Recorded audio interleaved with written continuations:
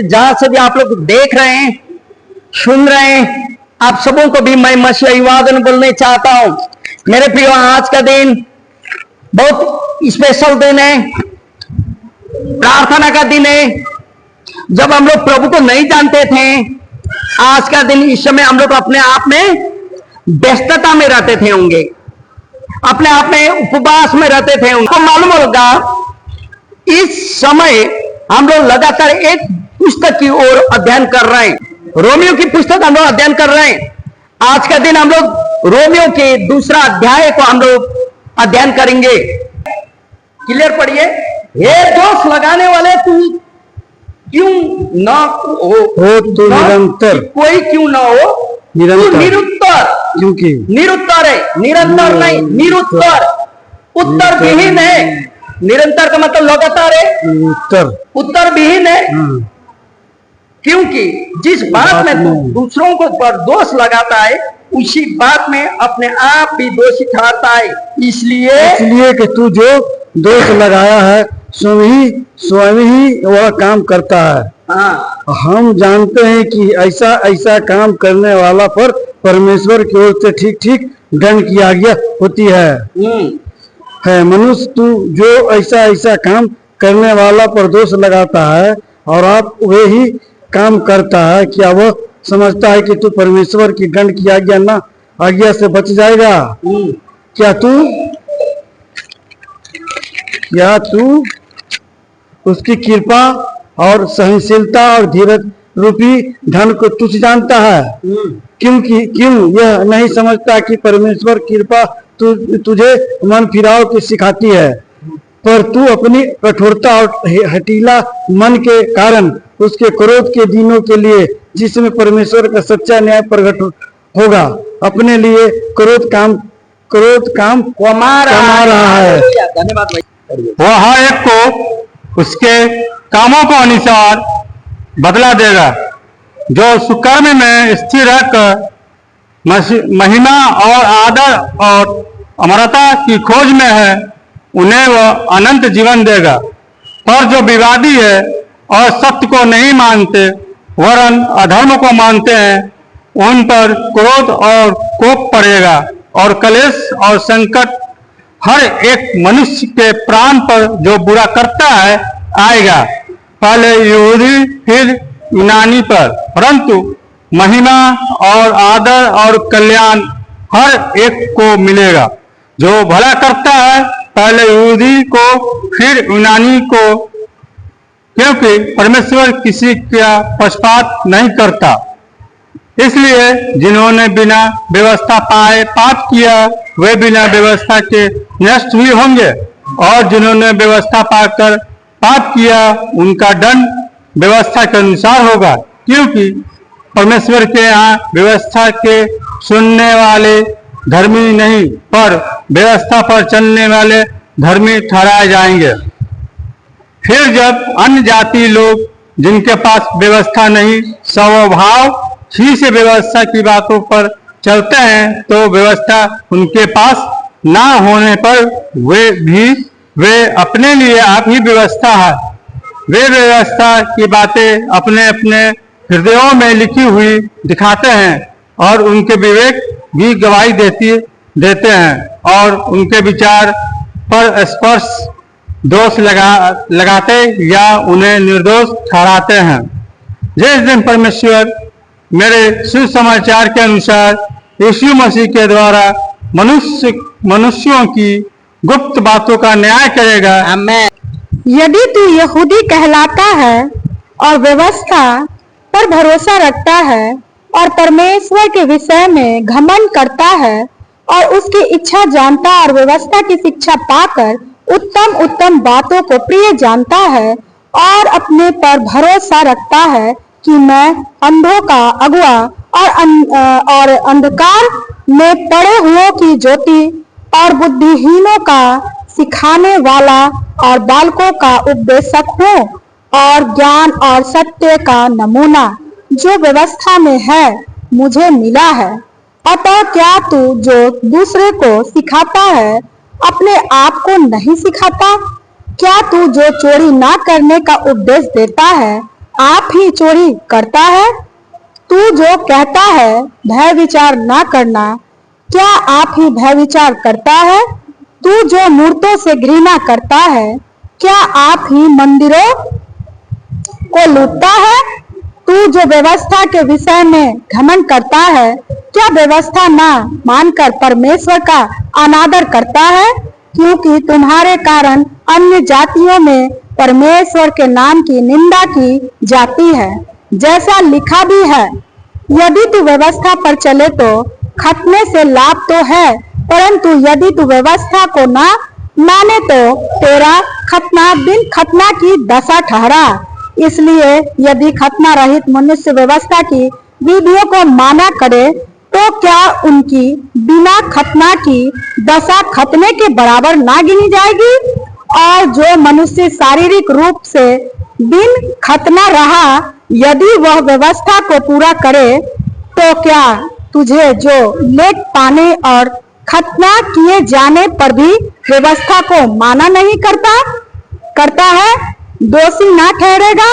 क्योंकि यहूदी वह नहीं जो प्रकट में यहूदी है, और न वह खतना है जो प्रकट में है और देह में है, पर यहूदी वही है जो मन में है, और खतना वही है जो हृदय का और आत्मा में है, ना कि लेख का। ऐसे की प्रशंसा मनुष्य की ओर से नहीं परंतु परमेश्वर की ओर से होती है।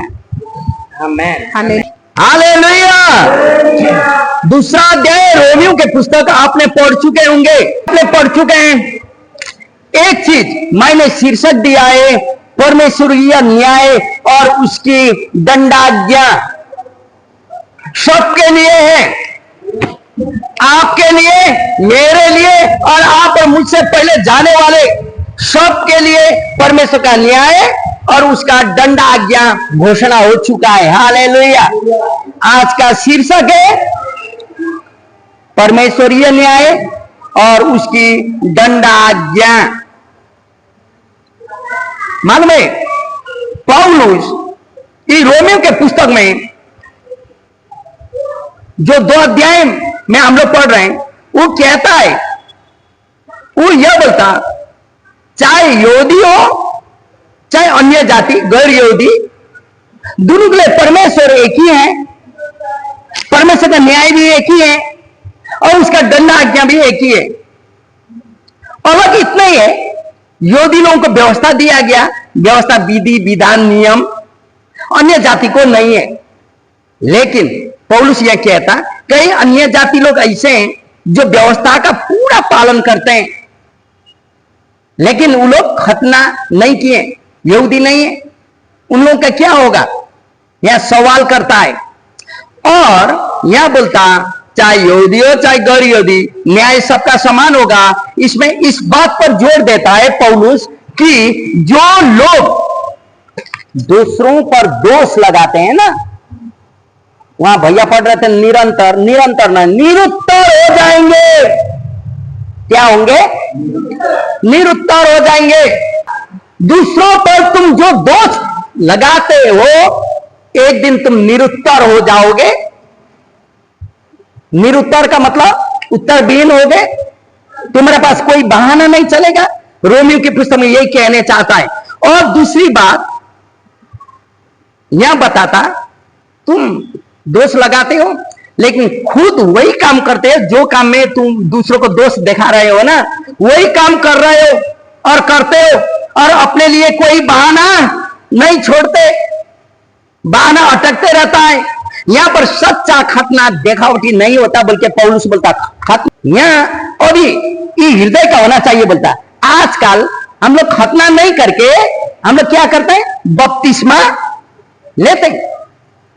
ठीक है, परमेश्वर ने आत्मा के द्वारा किया गया है, यही चीजों को क्लियर करता है। हालेलुया।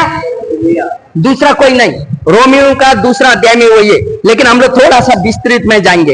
एक अध्याय में 2 अध्याय के 1 पद में बोलता, सीधे बोलता, शुरू में बोलता है, हे दोष लगाने वाले, तू कोई क्यों न हो, यहूदी हो या गैर यहूदी हो, यहां बोलता तू तो निरुत्तर हो जाओगे। निरुत्तर का मतलब उत्तरविहीन हो जाओगे। दोष लगाने वाले लोग, तुम निरुत्तर हो जाओगे, क्योंकि जिस बात में तू दूसरों को पर दोष लगाता है ना, उसी बात में अपने आप को भी दोषी ठहराया जाता है। कब? न्याय का दिन मेरे प्रियो। एक एक सेकंड का लेखा प्रभु ने लिख के रखा है। यहां बोलता इसलिए कि तू जो दोष लगाता है स्वयं में वही काम करता है। हालेलुया। जो बात में मेरे प्रियो हम विश्वासी लोग होते हुए यदि दोष देते हैं तो वो बात में हम लोग भी अपने दोषी हैं। और यहाँ पौलुस कहता है वो दोष देने का आप और मेरा नहीं है। 2 पद में बोलता, यहाँ क्या बोलता, हम जानते हैं कि ऐसे ऐसे काम करने वालों पर परमेश्वर की ओर से ठीक ठीक दंड की आज्ञा होती है। उद्धार पाया है, यीशु मेरा उद्धार करता मुक्तिदाता है बोलता, प्रभु मेरा हृदय का मालिक और स्वामी है बोलता, और इसको खैनी चुरोर भांग धतुरो दारू शारू हर एक चीजों से इसको अपवित्र बनाता, और पत्नी को छीछी दूर दूर बोल के मारता, और पति को छीछी दूर दूर बोल के मारती। हर एक चीजों में ये विश्वासी के लिए अच्छा नहीं है। न्याय के दिन हम लोग, इसलिए यहां बोलता दोष नहीं देना, हम लोग भी वैसे ही हैं। इसलिए नीचे बोलता, क्या बोलता, ए मनुष्य, यहाँ यहूदी नहीं बोला, गैर यहूदी नहीं बोला, विश्वासी नहीं बोला, अन्य जाति नहीं बोला, यहाँ बोलता है ए मनुष्य, तू जो ऐसे ऐसे काम करने वालों पर दोष लगाता है ना, और आप ये ही काम करता है, तो क्या समझता है कि तू परमेश्वर के दंड की आज्ञा से बच जाएगा? हालेलुया। तू तो वही काम करता है, दूसरे पर दोष देता, इसलिए दंड की आज्ञा आप और मेरे पर है मेरे प्रियो। इसलिए यहां बता, क्या तू उसकी कृपा और सहनशीलता और धीरज रूपी धन को तुच्छ जानता है? बोलता, मालूम है आपको मेरे प्रियो, अभी दूसरे पर दोष देने का अधिकार आपका नहीं है। मेरे पीछे बोल सके सब लोग, दूसरों पर दोष देने का अधिकार मुझे नहीं है।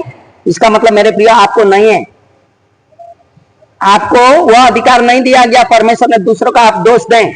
आप जिम्मेवारी है आपके लिए, आपका किया हुआ धर्म कर्म आपका बेटी के लिए नहीं होगा, आपका किया हुआ धर्म कर्म आपका पति के लिए नहीं होगा, आपका किया हुआ आपका बेटे के लिए नहीं होगा, आपका किया हुआ अपना पत्नी के लिए नहीं होगा, अपने लिए चल। इसलिए बोलता मुझे दोष देने का अधिकार प्रभु ने नहीं दिया है, और दूसरों पर दोष देने का अधिकार नहीं है, तो परमेश्वर का न्याय और उसकी दंड सत्य है मेरे प्रियो। इसलिए मैंने इसमें सच्चाई या सत्य शीर्षक दिए 1 से 5 तक। हम लोग बाइबल अध्ययन में सच्चाई है, परमेश्वर न्याय करेंगे और ऐसे नहीं छोड़ेंगे, दंड भी देंगे, दंड देने का अधिकार उसको। इसलिए बाइबल बोलता ना, बदला लेने वाला काम तेरा नहीं है, तू दूसरों को ना सराप, बदला कौन लेगा? मैं ही लेता हूं बोलता, सही। हालेलुया। इसलिए मेरे प्रियो भजन संहिता में भी दाऊद कहता 31:5 में वही बात, परमेश्वर सत्य का परमेश्वर है, सत्य का परमेश्वर है, सच्चाई का परमेश्वर है, जो उसने बोला वो करता है बोलता। हाँ, बस दाऊद कहता है हे सत्यवादी सो मैं मेरा आत्मा को तेरे ऊपर में सौंप देता हूं। एक्चुअली यीशु मसीह का, यहीं तक यीशु मसीह का भविष्यवाणी था, लेकिन दाऊद यहां कहता है मेरी आत्मा तेरे ऊपर, क्योंकि तू कौन है? सत्यवादी ईश्वर है, सत्य का ईश्वर है। ऐसे आके पुस्तक पढ़े 65:16, धन्य कहेगा सारे देश में अपने आप को। हाँ, हालेलुया। वो सच्चे परमेश्वर को मानने वाला है। हालेलुया। कई जगह में आपको भी लोग यही बोलेंगे, आप तो सच्चाई को परमेश्वर जानने वाला है, सत्य परमेश्वर को जानने वाले। हालेलुया। इसलिए आपको कहेंगे धन्य। मेरा मोहल्ला में ये बहन थी जिसने प्रार्थना की तो मेरा बेटा चंगा हो गया, इसके लिए धन्यवाद, लोग कहेंगे आपको, और लोग जानेंगे कि आप सत्यवादी परमेश्वर को मानते हैं मेरे प्रियो। सत्य परमेश्वर का गुण में एक है, सब लोग बोले सत्य परमेश्वर का गुणों में एक गुण है। इसका मतलब झूठ परमेश्वर को पसंद नहीं है। सुने यह 4 पद में क्या बोलता, यहां बोलता परमेश्वर का धीरज रूपी, क्या तू परमेश्वर का कृपा और सहनशीलता धीरज रूपी धन को तुच्छ जानता है? क्या यह नहीं समझता कि परमेश्वर की कृपा तुझे मन फिराव सिखाती है? मेरे प्रियो, कई बार आप और हम यहां पर परमेश्वर का अनुग्रह को हम लोग देखते हैं। परमेश्वर कभी कभी आपको लगता है ना, आप और हम लोग रोमी का पुस्तक में, आप मन में रखिए, रोमियो का पुस्तक पढ़ रहे हैं। इधर उधर हम लोग वचन पढ़ते हैं, लेकिन रोमियो का पुस्तक में 4 पद में बोलता, कई बार आपको लगता है वो आदमी तो ईश्वर को नहीं जानता, इतना धन संपत्ति दिया है, वो चंगा है, भला है, दुकान चलता है, उसका सब कुछ होता है। हम प्रभु को इतना प्रार्थना करते हैं तो भी परेशानी में है। मेरे ही जीवन में ज्यादा परेशानी क्यों? ठीक है, प्रभु ने मुझे चंगा किया, कल का दिन देखते हैं प्रभु ने मुझे सब कुछ किया, लेकिन वो आदमी प्रभु को नहीं जानता, हमसे भी ज्यादा आशीषित है। क्यों? कभी लगता है ना। लेकिन यहां बोलता प्रभु अनुग्रहकारी है आप और मेरे लिए। हालेलुया। प्रभु का दया को, करुणा को हम लोग हल्का नहीं सोचना है। और भी प्रभु आके आपका हाथ को नहीं पकड़ेंगे, लेकिन वो लिख के रखेंगे न्याय का दिन। और जमबरी नहीं है आप। 80 वर्ष होने के बाद मां बीमार पड़ी तो हम लोग हॉस्पिटल लेके जाएंगे। कितना साल में? 80 वर्ष। उसके 10 वर्ष बांचेगी, 90 वर्ष में लाठी चला के, लाठी लेके चलेगी, नाती पोता चाहिए, सबके लिए ओवर हो जाएगी, ज्यादा हो जाएगी, लेकिन फिर भी बीमार पड़ेगी। कहां लेके जाएंगे? हॉस्पिटल। क्यों? आशा है 70-80 साल का जिंदगी है, बल बुद्धि ताकत से ऊपर जाएंगे। लेकिन यहां से जाने के बाद वहां 1000 साल का जिंदगी शुरू होता मेरे प्रिय। उसके लिए हम लोग तैयारी है। हालेलुया। इसलिए यहाँ पौलुस प्रश्न पाता, उसका अनुग्रह का समय में हम परमेश्वर का दया को हल्का बात नहीं लेना है, हल्की नहीं सोचना है बोलता। इसलिए यहां बोलता परमेश्वर का उद्देश्य उसकी दया के द्वारा लोग उसके पास लौट आए, इतना ही परमेश्वर चाहता है। वो क्यों ऐसा? लोग पापी लोग पाप कर रहे, रेप कर रहे, परमेश्वर आके मारता नहीं, चोरी कर रहे, काट रहे, हत्या कर रहे, गन मार रहे, लेकिन खोजता नहीं। क्यों? परमेश्वर दया कर रहा है, वो भी लौट के आ जाए मेरे पास। प्रभु चाहता है लौट के आ जाए। यही उद्देश्य परमेश्वर का। रोमी का पुस्तक में पौलुस 2 अध्याय में यही एक क्लियर करने चाहता, तू दोष ना देखा, दूसरा को जो कर रहे करने दो, एक दिन वो लोग लौट के आएंगे। परमेश्वर का यही आशा है। और तेरा का मैं प्रार्थना करो उसके साथ बोलता है। हालेलुया।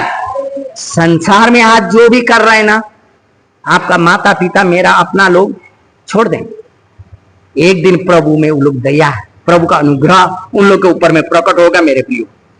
फिर हम 5 से 11 तक पढ़ेंगे तो वहां निष्पक्षता का बारे में, परमेश्वर पक्षपात नहीं करता है बोल के हम लोग जानते हैं। वहां बोलता 5 और 6 पद में, सुनिए 2 का 5 और 6 पद में क्या बोलता? 5 पढ़ चुके हैं, 6, वह हर एक को उसके कामों के अनुसार बदला देगा।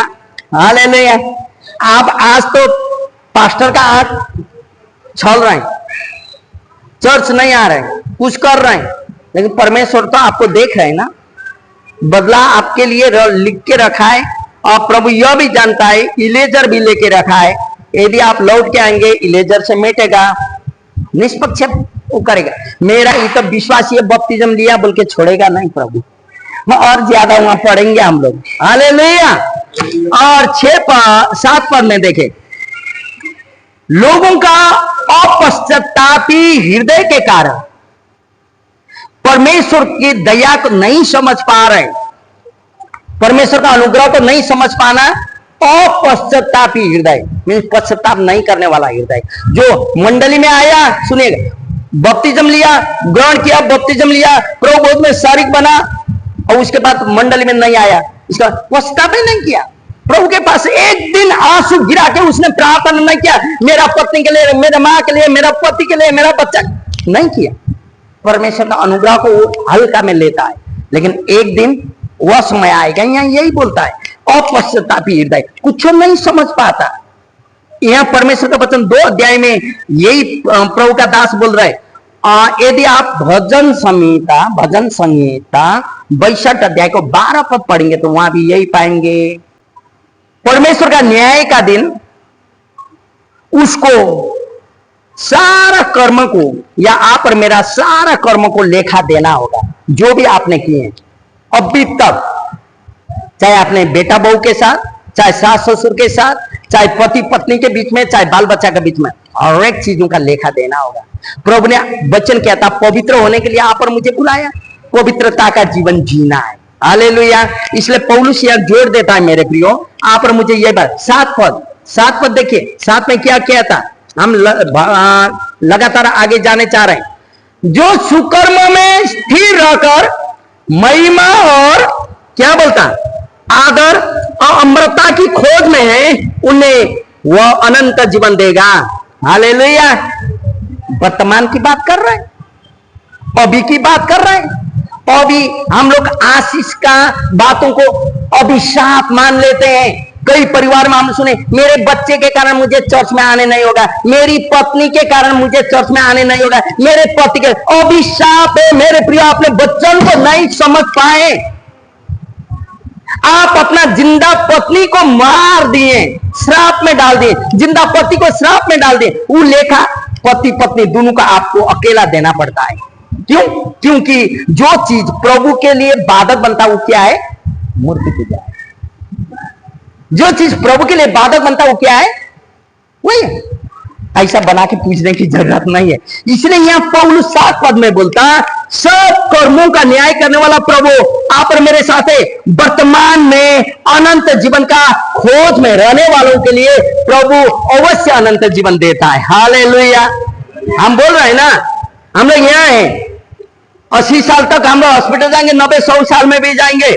इसमें ऐसा है तो वहां तो अनंत जीवन 1000 साल के लिए, जहां सोना का रास्ता है बोलता बच्चन, जहां सब कुछ परिपूर्ण है बोलता बच्चन, 1000 साल। यहाँ 100 साल हम लोग बच नहीं पा रहे हैं, इतना घमंड कर रहे हैं। चर्च में एक दिन आने के लिए समय नहीं है। प्रभु बोलता 6 दिन काम करो, 7वां दिन विश्राम मानो, तो भी मेरे पास समय नहीं है। 1000 साल तक नरक का आग और गंधक में आखा करके वहां बैठना पड़ेगा। क्या होगा? गरम तेल में, खौला हुआ तेल में डाल देगा। बोलता लाह तूने यही किया था, मेरा नाम ये है। तो बोलता कभी कभी तू तो बपतिस्म लिया है, कभी कभी चर्च भी जाता था। वो बोलता हाँ प्रभु कभी कभी जाते थे, क्रिसमस एस्टर कुछ कुछ में, बस अभी यहीं जा बोल देगा। तो उस दिन क्या होगा? 100 साल तक गंधकर आग में रहने से। इसलिए आज यहां बच्चन वर्तमान के लिए बोलता, ओ भी अनंत जीवन का खोजी में जो रहते हैं उसको अनंत जीवन मिलेगा। हालेलुया। यहां यही बोलता पौलुस, प्रश्न करता, प्रत्येक जो सत्य की इनकार करता है उसे क्या क्या गिरेगा? क्लेश गिरेगा और संकट उसे मिलते रहेगा अपना जीवन में। सत्य को इनकार करने वाले लोग एक दिन प्रभु के लिए भूखा प्यासा रह नहीं सकते, एक दिन लेकिन वो भी हम लोग नहीं कर पाते हैं। अनंत जीवन का घोषित करने के लिए तो अनंत जीवन मिलेगा ही, ठीक है। और यहां बता, सत्य को इनकार करने वाले लोग, जो सत्य को इनकार करते हैं उनको संकट और क्लेश घेरता है। बता संकट, पूर्व संकट का बात कर रहे हैं, अभाव, अपूर्व क्लेश। कौन क्लेश? दुख, कष्ट, हर एक प्रकार का क्लेश उनके लिए बोलता। यदि आप और मेरे पास में है वैसा चीज, तो आज हम लोग उपवास रहें, पश्चाताप करें, सत्य को खोजी करें। हालेलुया। लोगों का आदत अच्छा या बुरा, उसका स्थिति को, अभी का स्थिति को दर्शाता है। अच्छा आदत हो या बुरा आदत, उसका अभी का वर्तमान का स्थिति को जनाता है। तो रोमी का पुस्तक में बोलता है ना, चाहे बुरा हो चाहे भला हो, वर्तमान का उसका स्थिति को जनाता है। बोला समझ रहे मेरा बात? आपका जीवन, आदमी का आदत, पीने वाला आदत हो, तानने वाला आदत हो, प्रार्थना करने वाली आदत, ये भी आदत में आता है। जैसा भी हो उसका स्थिति को जनाता है। कैसे परिवार में है, कैसे उसका रन सन है, सब उसको देखते हुए आपको मालूम चलते। तो यहाँ यही बात बोलता है, उसका आदत को जनाता है। बोलता है पौलुस यहाँ प्रश्न करता है। इसीलिए लोगों का आदत चाहे बुरा हो या अच्छा, जो भी हो, अच्छा जीवन जीने का मतलब अनंत जीवन पाना नहीं है। सब लोग कहें अच्छा जीवन जीने का मतलब अनंत जीवन पाना नहीं है। आप बपतिस्म लिए, चर्च में आते हैं, दान दशांश टाइप सब कुछ डालते हैं, आपका जीवन बहुत अच्छा है, लेकिन दूसरा चीजों में आप आगे नहीं है, तब तो वो आपका अच्छाई का जीवन आपको अनंत जीवन नहीं देगा। पौलुस यहाँ इसलिए बोलता है, रोमी का पुस्तक आपको खोलने की जरूरत है, 6:23 में बोलता है पाप का मजदूरी मृत्यु है। और फिर वही 10 का रोमियो का पुस्तक 10:9-10 में बोलता है जो यीशु को स्वीकारते मुख से उसको उद्धार मिलता है। वही ना बोलता है, आपको मालूम है, इसलिए हम ऐसे बोल दिए, लिखा नहीं है। तो मालूम है परमेश्वर पक्षपात नहीं करता मेरे प्रियो, चाहे विश्वासी हो या अन्य जाति। हालेलुया। चाहे विश्वासी पत्नी अविश्वासी पति, चाहे विश्वासी पत्नी अविश्वासी पति या विश्वासी पति अविश्वासी पत्नी, कोई मतलब नहीं, परमेश्वर का न्याय समानता में होगा। हालेलुया। आप घर में अकेले विश्वासी तो और ज्यादा सतर्क रहना पड़ता परमेश्वर में। हालेलुया। क्योंकि आपका पति या आपका पत्नी परमेश्वर के सामने वही बहाना करेगी, वही ना करे, मुझे नहीं सुनाई, मुझे नहीं सुनाया, ये ना बोले, और वहां तूने सुनने नहीं चाहा, बोल नहीं पाएंगे। इसलिए हम लोग का प्रार्थना का उत्तर प्रभु देता मेरे प्रियो। 2 अध्याय 12 के 16 तक हम लोग यीशु मसीह के बारे में पढ़ते हैं मेरे प्रियो। किसका बारे में? 12 से 16 तक जिसने भी यहां पढ़ा था यीशु मसीह के बारे में हम लोग पाते हैं। यहां क्या बोलता है सुनिए, इसलिए जिन्होंने बिना व्यवस्था पाए पाप किया वे बिना व्यवस्था के नष्ट भी होंगे, और जिन्होंने व्यवस्था पाकर पाप किया उनका दंड व्यवस्था के अनुसार होगा, क्योंकि परमेश्वर के यहाँ व्यवस्था को सुनने वाले से धर्मी नहीं पर व्यवस्था पर चलने वाला ही धर्मी ठहराया जाएगा। हालेलुया। यहाँ बहुत बड़ा था यो रोमी का पुस्तक में, गैर यहूदी लोग विश्वास कर रहे थे, मंडली में आ रहे थे। यहूदी लोग खतना को मानते थे, खतना था व्यवस्था। अभी भी कई चर्चेस में मेरे प्रियो बपतिस्मा को बहुत जोर देता है। कई जगह में तो मरने के बाद बपतिस्म दिया भी देखें, बहुत जोर देता है, बपतिस्म नहीं है तो स्वर्ग नहीं जा पाओगे, ऐसा होता है जाते ही। लेकिन कई में हम लोग जैसा लोग सीधा बोलते हैं, आप बपतिस्म नहीं लेके भी मंडली आ सकते हैं, प्रार्थना दुआ कर सकते हैं। आप बपतिस्म नहीं लिए तो भी आप आके अपना दान दशांश सब कुछ डाल सकते हैं। आप बपतिस्म नहीं लिए तो भी आपका उद्धार निश्चित है। बपतिस्मा आपको उद्धार नहीं देता है, उद्धार देने यीशु मसीह का नाम में है। बपतिस्म नहीं लिए लेकिन आपका पूर्णतः विश्वास करते हैं, हम लोग प्रभु भोज में आपको नहीं रोकते, लेकिन आपका लाइफ उस आधार में होना चाहिए। एक बपतिस्म लिया हुआ व्यक्ति का समान आपका जीवन चलना चाहिए, तभी तो आपको विश्वास। लेकिन इस संडे आया, दूसरा संडे नहीं आया, दूसरा फ्राइडे प्रार्थना हो रहा, तीसरा बुधवार आ रहा है ना, हम लोग नहीं जानते हैं वैसा लोगों को, क्योंकि प्रभु भी नहीं जानता है। बपतिस्म नहीं लिया नहीं, और वो लोग सोचते हैं बपतिस्म लेने से ऐसा हुआ नहीं। उद्धार आपका बपतिस्मा से नहीं विश्वास से उद्धार होता है। ऐसे यहाँ भी बोलता था खतना व्यवस्था को, और कोई कोई लोग था व्यवस्था खतना नहीं हुआ था लेकिन व्यवस्था सब कुछ मानता था वो लोग। यहूदी तो नहीं थे तो उन लोगों का उद्धार नहीं हुआ बोलता। ऐसे जो बपतिस्म नहीं लिया लेकिन सब कुछ कर रहे वही लोग, तो क्या उन लोगों का उद्धार होगा? नहीं। बपतिस्मा उद्धार पाने के लिए नहीं होता, खतना व्यवस्था पालन करने के लिए था, विधि और विधानों को पूरा करना है। हालेलुया। बपतिस्मा लेना या खतना करना उस समय का विधि और व्यवस्था को पूरा करना है। हालेलुया। प्रभु यीशु ने यही बोला, व्यवस्था विधि को ऐसे चलने दो। तब तो उसने बोला जाओ सारे संसार का, सारे जातियों का, सारे लोगों को सुसमाचार प्रचार करो, जो विश्वास करे उन्हें पिता पुत्र और पवित्र आत्मा में बपतिस्म दो, और जो विश्वास ना करे वो तो आप जानते हो मेरे प्रियो। इसीलिए यहाँ मैं आज आपको ये 2 अध्याय में क्लियर करने चाहता हूं, अच्छे कार्य करने वालों को प्रभु अनंत जीवन नहीं देता है। अच्छे कार्य से अनंत जीवन नहीं होता, लेकिन प्रभु यीशु को ग्रहण करते हुए और सुमार्ग या अच्छे कार्य करना होगा। यीशु को ग्रहण नहीं किया है, अच्छे कार्य करने खोजते हैं, अनंत जीवन का भागी हम लोग बन नहीं सकते।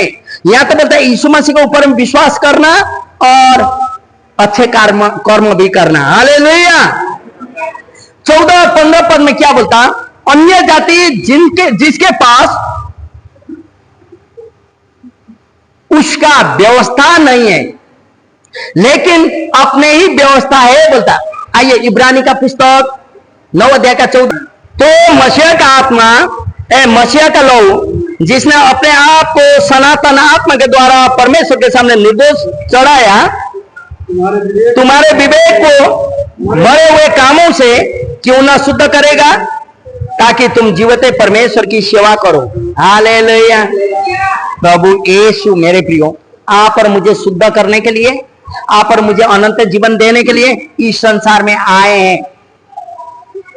इसीलिए यहां परमेश्वर का वचन प्रश्न बताता है, वही यीशु के ऊपर में आप और मैं विश्वास करेंगे और उसका आज्ञा को पालन करेंगे, तब तो अनंत जीवन मेरा है। सत्कर्म आप और मेरे जीवन से होते ही रहता है। यदि मनुष्य को उद्धार पाना है तो यीशु को ग्रहण करना बहुत जरूरी है। 17 से 25 तक आपने जो पढ़े वहां उसकी कपट के कारण दंड की आज्ञा है, जो 2 अध्याय का 17 से 25। यदि तू यहूदी कहलाता है, व्यवस्था पर भरोसा रखता है और परमेश्वर के विषय में घमंड करता है, तो और उसकी इच्छा जानता और व्यवस्था की शिक्षा पाकर उत्तम उत्तम बातों को प्रिय जानता है और अपने पर भरोसा रखता है कि मैं अंधों का तो अगुआ हूं, अंधकार में पड़े हुओं को ज्योति हूं और बुद्धिहीनों का सिखाने वाला और बालकों का उपदेशक हूं और ज्ञान और सत्य का नमूना जो व्यवस्था में मुझे मिला है। और तो क्या तू जो दूसरों को सिखाता है अपने आप को नहीं सिखाता? क्या तू जो चोरी न करने की उपदेश देता है अपने आप को चोरी करता है? हालेलुया। बैठ जाए। यहाँ मेरे प्रियो, आपका या इंसानों का कपट के कारण उसके ऊपर में दंड की आज्ञा है। दूसरों को सिखाते हैं, दशांश देना है, हम दशांश अपने से अगुआ बन के नहीं देते। परमेश्वर देखता है और मुझ में तो दंड होता है, मेरे द्वारा जितना घर में हम विजिट में जाते हैं सबका दंड होता है। यदि मैं सही जीवन नहीं जीऊं, मेरा परिवार सही जीवन नहीं जिए, मान में सिखाने वाले, मैं जानता हूं मैं अंधों का अगुआ हूं, अंधों को लेके मैं गड्ढा में नहीं ले जाऊंगा। मैं जानता हूं मैं बालकों को उपदेशक हूं, व्यवस्था सिखाता हूं, तब तो पहला मुझे पालन करना होगा। इसलिए हम लोग बोलते हैं ना, जो अगुआ बनने चाहते हैं आपको वचन पढ़ना होगा, वचन का सही रूप में एक्सप्लेन या व्याख्या करने आपको सीखना होगा। बोलने का कारण वही है, अपने आप को एक अगुआ लेकिन व्यवस्था पर घमंड करते हुए उसकी पालन न करने पर परमेश्वर का अपमान करते हैं। यदि आप और हम सुनिएगा विश्वासी हैं बोलते हैं और लोगों के पास में हमारा जीवन विश्वासी पूर्ण जीवन नहीं है, तब तो हम लोग किसका अपमान कर रहे हैं? परमेश्वर का अपमान, चर्च का अपमान नहीं। हम लोग अपना आपका तो अपमान है। कई बार ऐसा होता है मेरे प्रियो, मैं पास्टर को ठग रहा हूं, मैं कलीसिया को ठग रहा हूं, मैं परमेश्वर को ठग रहा हूं। सुनिएगा, आप किसी को नहीं ठग पा रहे हैं। आप ठग रहे हैं किसको? अपने आप को। अपने आप को कोई भी चीज में हो, विश्वास किए, वचन का अध्ययन करते हैं और आपको माल में यह चीज करना है, आप नहीं करते हैं, तब तो आप अपने आप को ठगते हैं।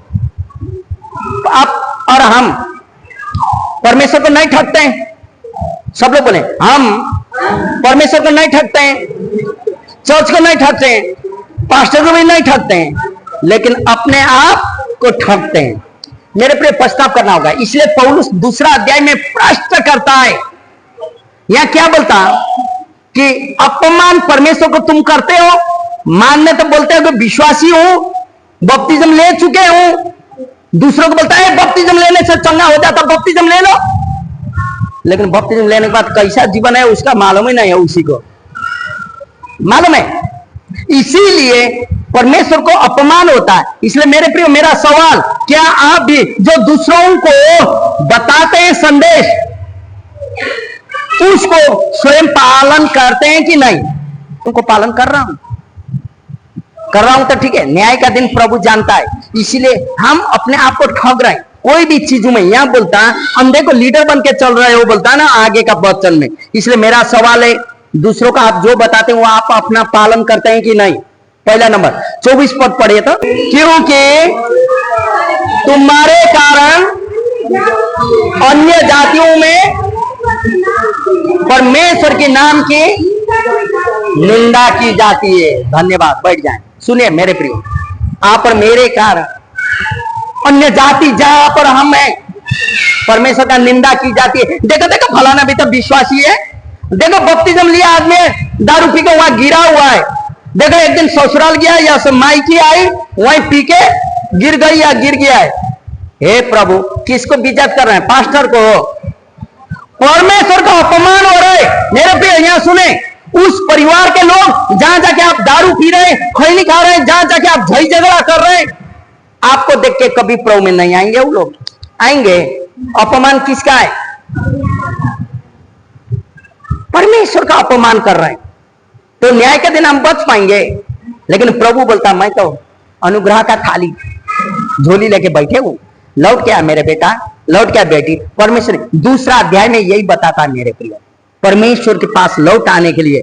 यहाँ इसलिए मेरा सवाल दूसरा, आपके जीवन जीआई के द्वारा क्या जो अंधे जाति है प्रभु को नहीं जानते हैं, उनमें परमेश्वर की महिमा हो रही या परमेश्वर के अपमान हो रहे? आपका घर परिवार जहां आप रहते हैं, जो जहां आप रहते हैं, आपके जीवन जीआई के द्वारा, बोलाई खाई पियाई जीआई, समझ लीजिए, समझ रहे हैं? अपना जीवन जीआई के द्वारा, चाहे ऑफिस में जाइए, क्या आपका ऑफिस का आपका स्टाफ लोग आपको जानते हैं कि आप प्रार्थना करने वाले हैं कि कल के जो प्रभु नहीं जानते सब वैसे? जहां आप काम करते हैं क्या वो लोग जानते हैं? क्या आपका बेटा बेटी बहू कोई भी हो, वो लोग क्या आपका जीवन जीआई के द्वारा क्या वो लोग परमेश्वर को महिमा कर पा रहे हैं? आने के बाद भी। इसलिए मेरा जीवन के द्वारा अपमान प्रभु की होता है तो क्या होता है? सुनेगा, परमेश्वर की महिमा होना चाहिए जहां भी आप और हम हैं। हालेलुया। 26 से 29 तक यहां बोलता है, ये लोग अपना व्यवस्था पर घमंड करते थे। यहूदी लोग व्यवस्था में खतना का बात का उल्लेख था, अभी का बपतिस्मा का जैसा कई चर्चेस में हम बोल चुके हैं, बपतिस्मा को जोड़ देते हैं, लेकिन हम लोग सबको समानता में लेके चलते हैं। हाँ, बपतिस्म लेना है, खतना यहूदी लोगों के जैसे था वैसे ही हम लोग बपतिस्म लेते हैं, क्योंकि वेदी व्यवस्था को पूरा करना है, बपतिस्म लेना है, वेदी को मानना है। बपतिस्म नहीं लेने से विधि को हम लोग व्यवस्था को नहीं मान पाते हैं। इसलिए लेकिन बपतिस्मा के ऊपर मैंने बपतिस्म लिया बोल के उसमें भरोसा नहीं करना है, वो हमको उद्धार कर नहीं सकता मेरे प्रियो। इसलिए मेरा चुनौती दूसरा अध्याय में मेरे प्रियो, आप चाहे बपतिस्म ले हो या बपतिस्म नहीं ले हो, आप यदि परमेश्वर का व्यवस्था को पालन कर रहे हैं, परमेश्वर का आज्ञा को पालन कर रहे हैं, आपका जीवन जीआई के द्वारा परमेश्वर की महिमा हो रहा है। आप जानते हो जो दिन बपतिस्म का आयोजन होगा उस दिन आप तैयारी हैं, तब तो आपका जीवन उद्धार पा चुका जीवन है और आपके जीवन के द्वारा परमेश्वर की महिमा। पौलुस यही बोलता है, आप मत दोष लगाइए दूसरों को, कब लौट के आए बोल के परमेश्वर इंतजार कर रहा है। हर एक लोग जिसके ऊपर में आप दोष लगा रहे हैं वो लोग भी एक दिन लौट के आएंगे प्रभु में। हालेलुया। हम रोमियो का दूसरा अध्याय में यही बोलता है। तीसरा चौथा में क्या बोलता है? हम लोग लगातार जाते रहेंगे। अभी परमेश्वर आप सबों का आशीष करें। सबको जय मसीह की।